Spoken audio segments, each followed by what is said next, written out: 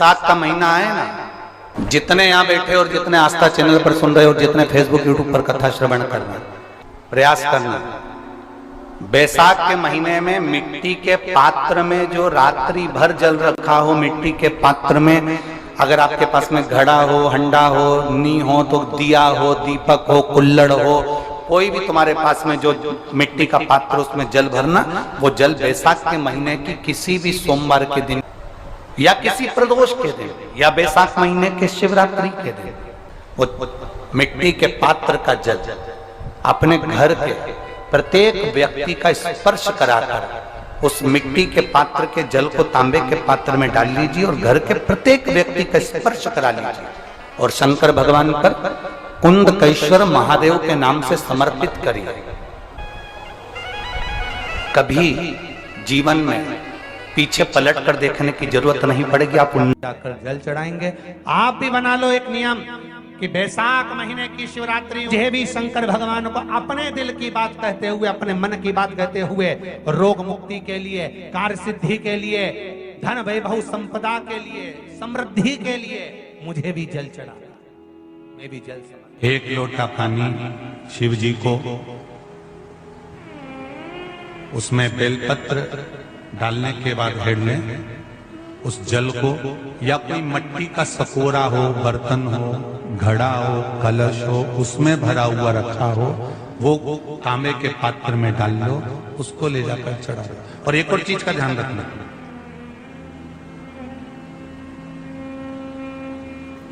अगर असाध्य रोग, जैसे ऐसा रोग हो जो समाप्त नहीं हो रहा हो, कैंसर, किडनी, लीवर, या किसी का डायलिसिस चल रहा हो, या लीवर काम नहीं कर रहा हो, या शरीर की कोई हड्डी जुड़ नहीं रही हो, तो जो जल शिवजी को लोग चढ़ा रहे हैं वो जल को आचमन कर लेना।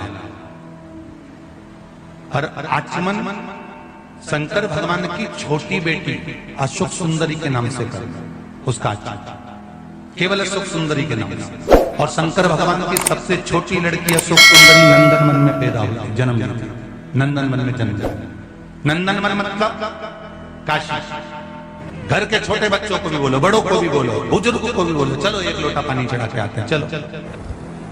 अगर कैंसर का रोग है या किडनी या लीवर या बुखार, पेट से जुड़ा हुआ, सिर से जुड़ा हुआ, कंधे से जुड़ा हुआ या घुटने से जुड़ा हुआ, या रीढ़ की हड्डी में कहीं पानी भरा गया हो, या कमर झुक रही हो, कोई भी रोग उधर से लेकर शरीर के अंदर नहीं भागता है और वो बेकार हो रहा है। तो बैसाख का महीना चल रहा है राकेश देवी जी, बैसाख का महीना चल रहा है। बैसाख के महीने की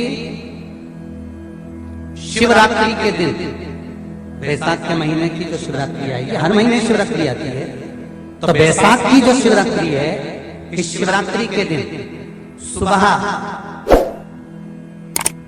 8 बजे से लेकर 11 बजे के बीच में एक लोटा पानी, उसमें थोड़ा सा बेल का फल मिल जाए, उस फल का थोड़ा सा भाग, या तो बेल का फल का अगर छिलका मिल जाए तो उसमें पानी भरकर तांबे के लोटे में डाल लो, या बेल का फल नहीं मिले तो बेलपत्री को लेके उसमें डुबो दो और डुबो के बेलपत्री को बाहर निकाल दो।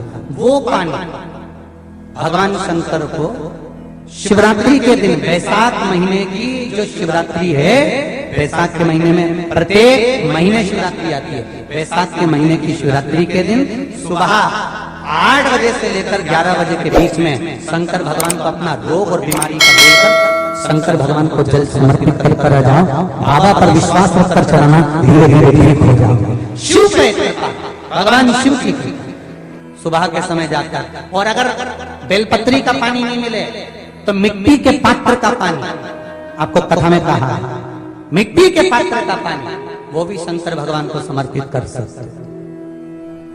जल बैसाख के महीने में शंकर पर शीतल जल समर्पित कर देने से शरीर के रोग समाप्त हो जाते हैं और रोग टिकता नहीं। शीतल और अगर शीतल जल का दर्शन करना हो तो कभी महाकालेश्वर अभियाल कभी आप लोग लाइव दर्शन करते हो महाकाल के, तो महाकाल के दर्शन करेंगे तो बैसाख महीने में 5-5 घड़े मिट्टी के महाकाल राजा के ऊपर बांध दिए जाते हैं जल चढ़ाने के लिए। कभी आप लोग चकलेश्वर महादेव जाए मथुरा वृंदावन में गिरिराज जी की परिक्रमा, चकलेश्वर महादेव पे 5-5 मिट्टी के घड़े शिव जी के ऊपर बांध दिए जाते हैं। कभी काशी जाएं तो वहां पर मिट्टी का घड़ा शिव जी के ऊपर रख दिया जाता है। क्यों?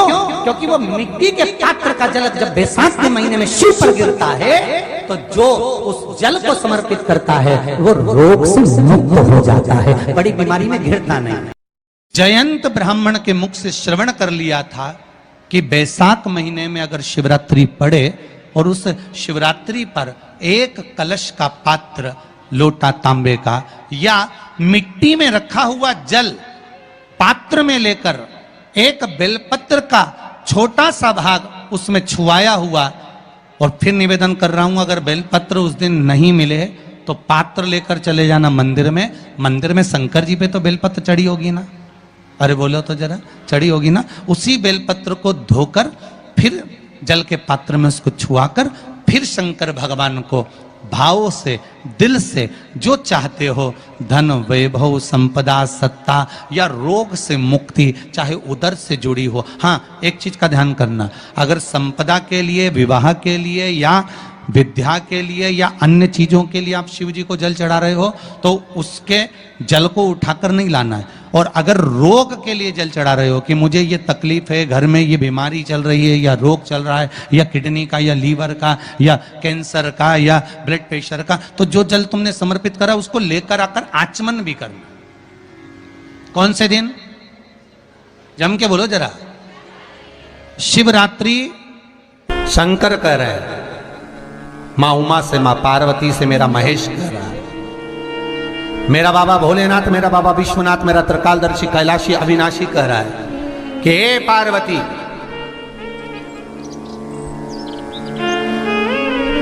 एक बीला, एक बेल जो मुझे समर्पित करता है और समर्पित करने के बाद उस बेल की महत्वता देखिए, जो बैसाख महीने में बाबा शंकर को जो चढ़ाया जाता है और 1000 अश्वमेध यज्ञ का पुण्य फल हम प्राप्त कर लेते मात्र एक फल चढ़ाकर, मात्र एक फल चढ़ाकर।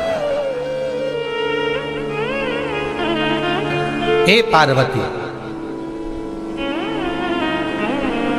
संसार का मनुष्य जब मुझे वो बेलपत्र समर्पित कर, वो बेल का फल समर्पित करता है, पार्वती वो फल जो मुझे चढ़ता है, फिर मैं भले नर्मदा के जल से निकला हुआ कंकर शंकर क्यों ना हूं, फिर चाहे मैं गंगा के जल से निकला हुआ कंकर शंकर क्यों ना हूं, चाहे फिर मैं यमुना के जल से निकला हुआ कंकर शंकर क्यों ना हूं, चाहे मैं सरयू के जल से निकला हुआ कंकर शंकर क्यों ना हूं, चाहे मंदाकिनी के जल से निकला हुआ कंकर शंकर क्यों ना हूं, ए पार्वती, फिर जो भी शिवलिंग पर वो बेल समर्पित होता है वो बेल उठाकर जीव अपने कार्य में ले सकता है। ये माँ उमा से कह रहा है। तो उस बेल की महत्वता जानेंगे।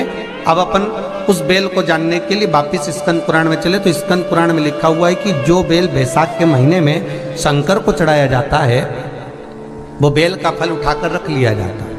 बैसाख के महीने में उस चढ़े हुए, बाकी के आपको बेल का फल खाना हो तो बात दूसरी, पर चढ़ा हुआ जो बेल का फल है वो पूरा बैसाख नहीं खाना। बैसाख के बाद में अगला जो महीना आए उस महीने के अंदर उस फल के अंदर का गुर्दा निकालकर उसको सुखा लीजिए और सुखाकर जिस व्यक्ति को पथरी की बीमारी हो और जिस व्यक्ति को पेट में बहुत भोजन पचता ही नहीं है, पूरा शरीर पाचन क्रिया बेकार हो गई, उस व्यक्ति को केवल 7 दिन तक शंकर पर चढ़ा हुआ वो बेलपत्र प्रदान कर दीजिए। पथरी भी बाहर और पाचन क्रिया भी ठीक, जिंदगी भर तकलीफ नहीं।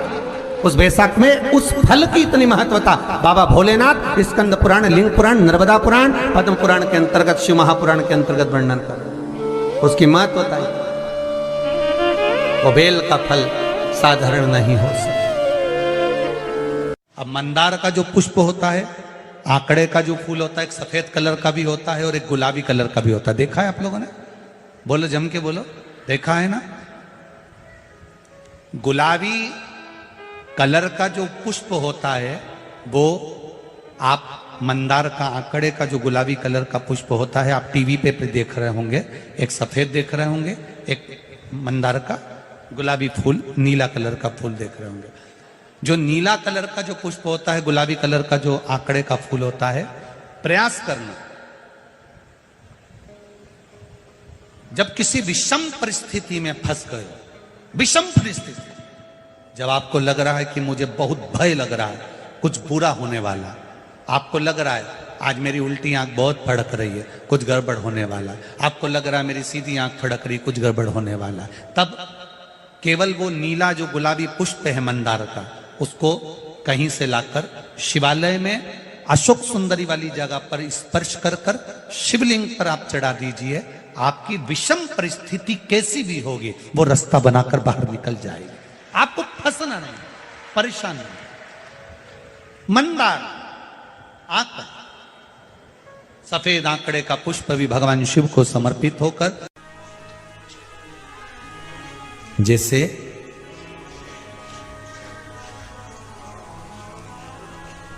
बेले के फल का गुर्दा, बेल का जो फल होता है, बेलपत्री का फल, उसका जैसे गुर्दा, उसके अंदर का जो भाग होता है बेल का, वो गुर्दा,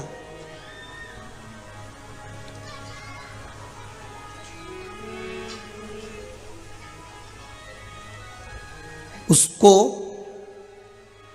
अग्नि में जलाकर उसकी भस्म तैयार कर कर छान कर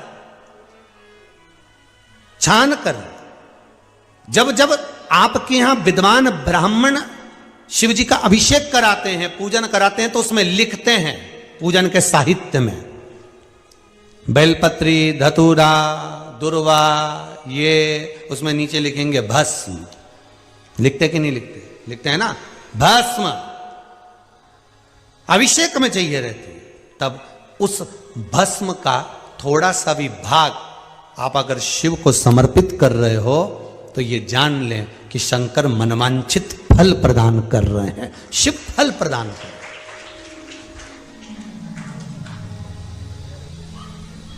महाराज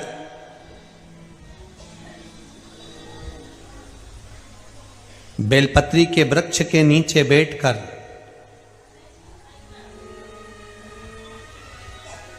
हाथ में एक बेलपत्र का पत्ता रखकर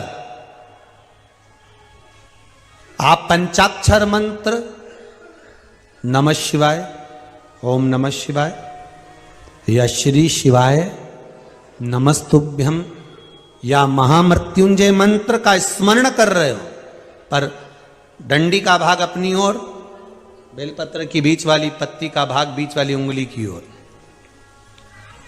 रखकर अगर आप स्मरण कर रहे हैं और अपनी कामना कर कर बेलपत्री के वृक्ष के नीचे बैठकर उस पत्ते को सम्मुख रखकर बाबा से विनय कर कर एकांत में उस बेलपत्री के वृक्ष की छांव में, बेलपत्री के वृक्ष की छांव आप कामना कर कर उस पत्ते को शंकर भगवान के ऊपर समर्पित कर रहे हैं, तो ये जान कर रखें कि पार्वती और शिव का मिलन करवा रहे हैं और अपनी मनवांछित फल कामना पूर्ण करवा रहे हैं। क्योंकि शिव और पार्वती का जब मिलन होता है, शंकर पार्वती जब एक दूसरे के सम्मुख में होते हैं, शिव और पार्वती जब एक दूसरे के सामने अपने बच्चों के कारण एक दूसरे के सम्मुख में आते हैं, तो उनके चेहरे पर प्रसन्नता का भाव आ जाता।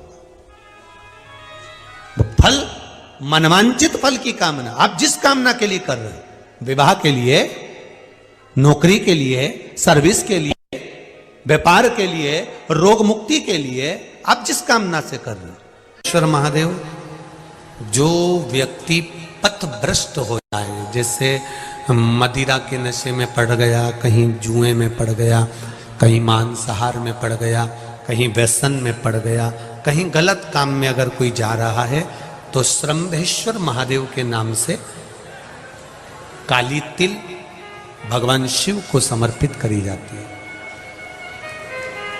महाराज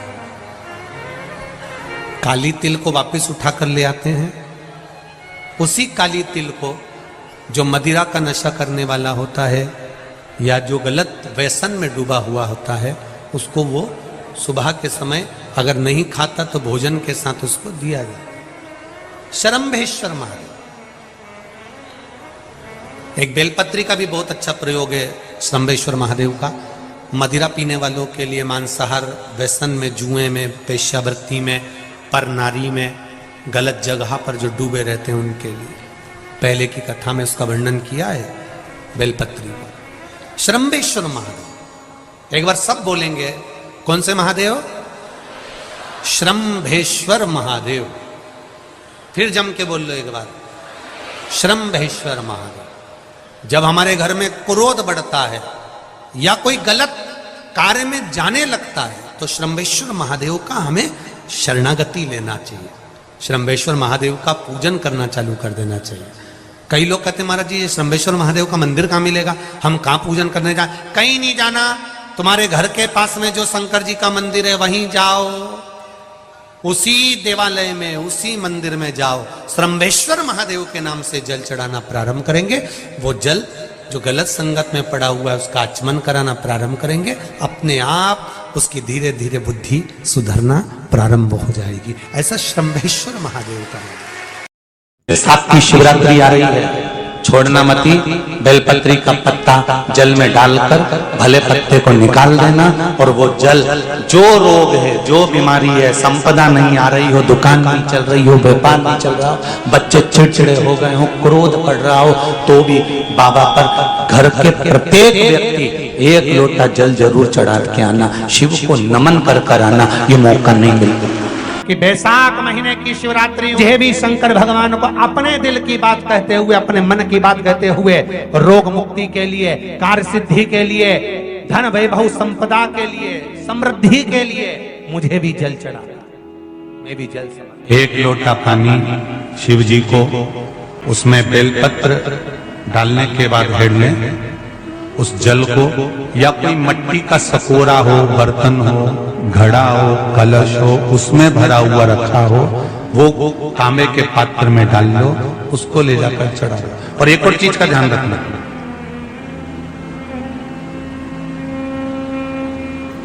अगर असाध्य रोग, जैसे ऐसा रोग हो जो समाप्त नहीं हो रहा हो, कैंसर, किडनी, लीवर, या किसी का डायलिसिस चल रहा हो, या लीवर काम नहीं कर रहा हो, या शरीर की कोई हड्डी जुड़ नहीं रही हो, तो जो जल शिवजी को लोग चढ़ा रहे हैं वो जल को आचमन कर लेना।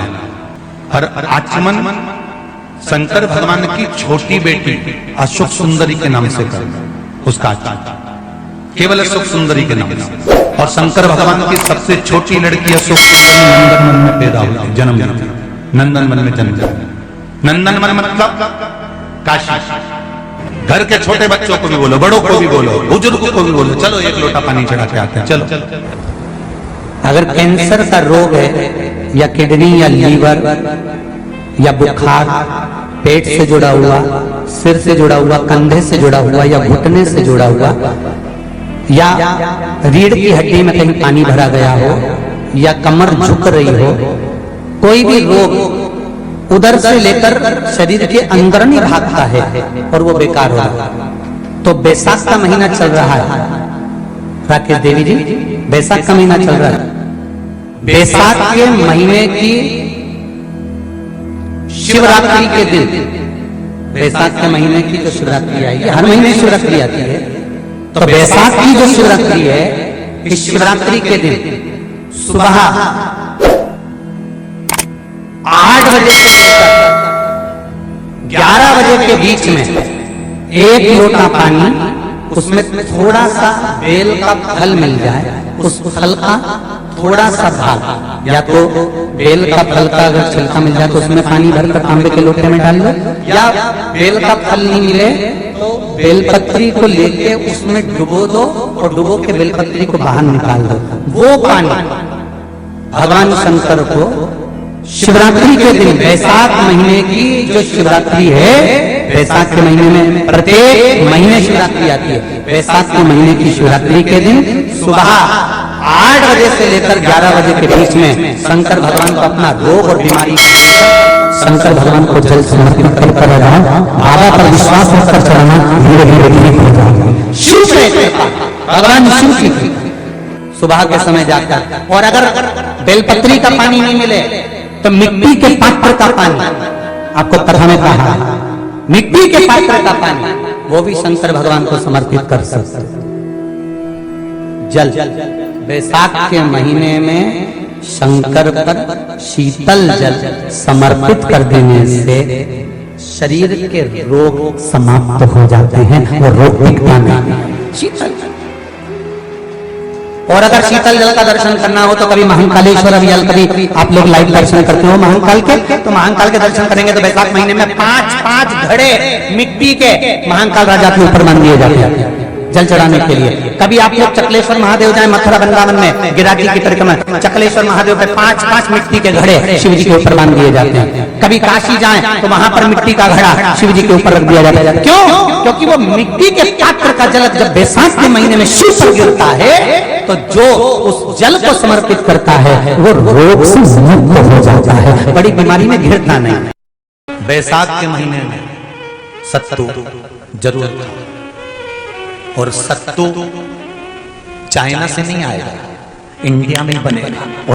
शिव महापुराण की कथा कहती है कि शंकर भगवान के शिवलिंग से लेकर जलाधारी में कुछ स्थान ऐसे हैं वहां पर हमारा मात्र स्पर्श कर अपने दिल की बात कह देने पर भी कार्य सफल हो जाता है। तुम जल चढ़ाओ मत चढ़ाओ, तुम बेलपत्र चढ़ाओ मत चढ़ाओ, तुम धतूरा चढ़ाओ मत चढ़ाओ, पर दिल से अगर तुमने कहा तो उसका फल मिलेगा। सत्तू 12 महीने खाओ मत खाओ। कौन सा महीना? बैसाख के महीने में सत्तू जरूर खाओ, और सत्तू चाइना से नहीं आएगा, इंडिया में बनेगा और बना भारत में ही। मरने का 47वां दिन, जब मरेंगे तब गरुड़ पुराण बचेगी, पहले ही सुन लो। और जिसके पास में गरुड़ पुराण नहीं हो तो पंडित जी से मंगवाकर फिर पढ़ के देख लेना। मरने के 47वें दिन 47 डेज, 47वें दिन किस चीज का दान तुम्हारे सामने आता है? मरने के 47वें दिन। 10 दिन तक तो जीवात्मा घर की अटारी फिरती, मरने के बाद 12वें के दिन चली जाती है। उसके बाद में जब 47वां दिन आता है तो 47वें दिन जीवात्मा को क्या दान करा जाता है? व्यक्ति ने क्या पुण्य करा होता है कि उसको नरक नहीं भोगना पड़ता, बेतरणी नहीं भोगना पड़ती, और सीधे बेतरणी से पार उतर जाता है। वो किस चीज का दान है? तो कहा शिव महापुराण में, गरुड़ पुराण में, कि वो सत्तू का दान है जो बैसाख महीने में करा जाता है। सत्तू का दान 3 चीजों से मिलकर बनता है। जौ, बोलते जाओ जल्दी, गेहूं, चना, ये 3 चीज से मिलकर बनता है। इसमें जो बारीक बारीक कण होते हैं, जितने जितने 3 चीज के मिले हुए बारीक बारीक कण होते हैं, ये जब दान किया जाता है सत्तू का, तब ये बेतरणी करने के लिए 47वें दिन इस जीवात्मा ने अगर सत्तू का दान करा होता है या सत्तू का सेवन बैसाख के महीने में करा होता है तो उसको बेतरणी नहीं भोगना पड़ती, डायरेक्ट सीधे रतलाम उज्जैन से डायरेक्ट। मैंने भी तो ये पूछा किस किस क्या बनता है, मैं अभी थोड़ी ना कि अभी बन गया। बैसाख में बनता तो होगा। पहले गांव के लोग तीरथ करने जाते थे, गांव का लोग जब तीरथ करने जाता था कोई सामान नहीं ले जाता, सत्तू बांधी पोटली में धरा यूं और पानी में घोलिया और नमक डालिया या शक्कर या गुड़ घोल के और पी के वही चले। आज के अब जब सैनिक युद्ध करने जाता है, थक जाता है, बहुत थकान हो जाती है, जब उससे देखा जाता है तो सैनिक का जो कमांडर होता है वो सत्तू मंगवाता है और गिलास में घोल घोल कर पूरी सेना को पिलवाकर फिर युद्ध में उतार देता है। फिर युद्ध में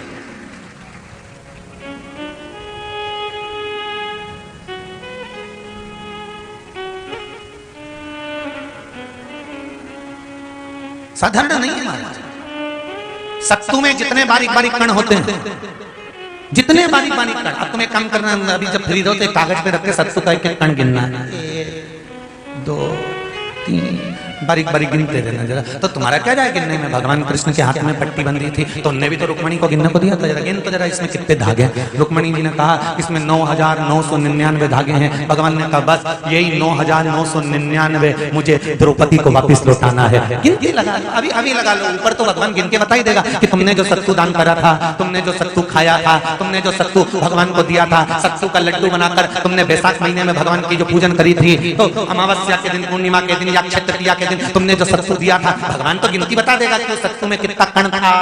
और अगर नहीं बताए तो तुम आंदोलन पे बैठ जाओगे कि हमें बताओ पहले हमने कितना सत्तू दिया था, उसमें कितने कण थे। बताना पड़ा।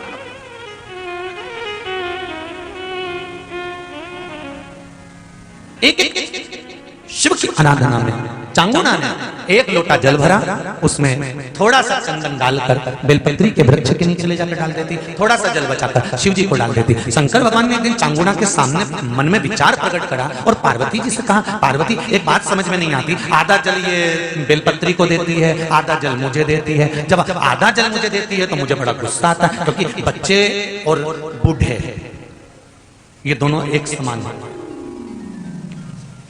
बच्चों को थोड़ा सा भी उसकी सामग्री में से, उसकी चॉइस की चीज में से तोड़ के अगर दूसरे को दे दिया तो बच्चा यूं फेंकेगा, वो जाके और मुंह फुला के बैठ जाएगा, नी खाऊं नी खाऊं। मां समझाए थारे भाई है रे, होगा नीचे मत ऐसा भाई जो मेरा ही हिस्सा खा जाएगा, नीचे मुझे तो पूरा ही।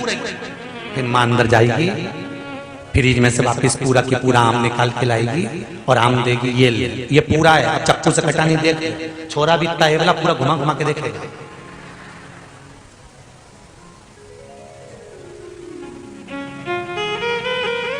पूरा देख लिया तब नहीं। बच्चा ऐसे ही बुजुर्ग व्यक्ति होता है, बूढ़ा,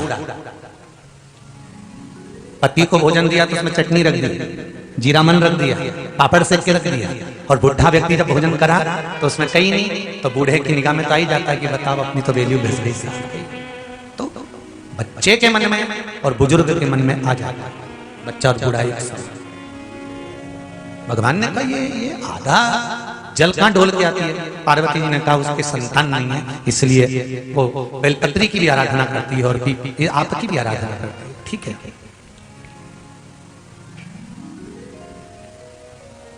भगवान देवादिदेव महादेव ने देखा चांगुना ने बहुत सेवा कर ली। आज भगवान सुंदर एक संत का रूप धरकर चांगुना के दरवाजे पर पहुंच गए, अलग जगह। चांगुना दौड़ कर आई, बाबा जी आइए, क्या लाऊं मैं आपके लिए? भिक्षाम देहि, भिक्षाम देहि।